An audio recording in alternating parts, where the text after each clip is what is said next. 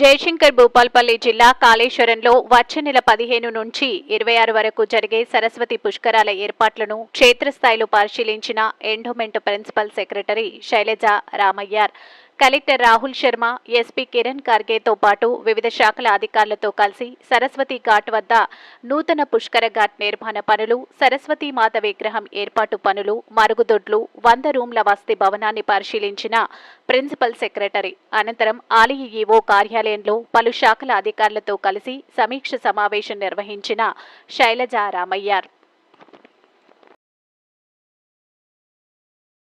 ఇప్పుడు ఇన్స్ట్రక్షన్ ఇచ్చారు ఎస్సీ గారు, ఎండోమెంట్ ఎస్సీ గారు అక్కడ దానికి సంబంధించి రీఎన్ఫోర్స్మెంట్ చేసుకుని ముందుకు వెళ్తారు. అది ఇదే స్థాయిలోనే ఉంటుంది. ఇక్కడ మకర తోరణము, ఇక్కడేమో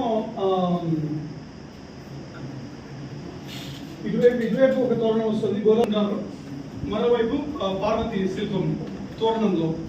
మరి ఈ తోరణంకి సంబంధించినటువంటి శిల్పాలు అవి మరి ఎంతవరకు అవుతాయనేది నాకు ఓన్లీ స్లాబ్స్ మాత్రం తోరణం ఫ్రేమ్ వర్క్ మాత్రం ఫ్యూచర్లో చేసుకుంటాము.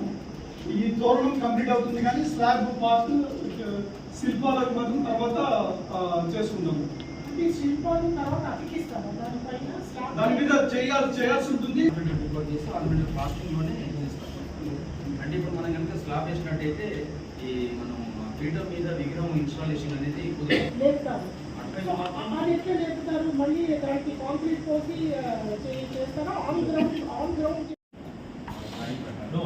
ఓకే చేసి ఇప్పుడు వచ్చారు కదా, ఇక్కడ నుంచి మళ్ళీ 5 వరకు ఇప్పుడు ఎంత చేయాలి, ఎంత టైం పడుతుంది అది ఎగ్జిస్టింగ్ గ్రౌండ్ వరకు 3 days లో వస్తాం.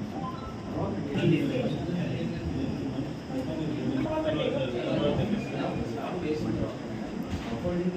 చేయకముందే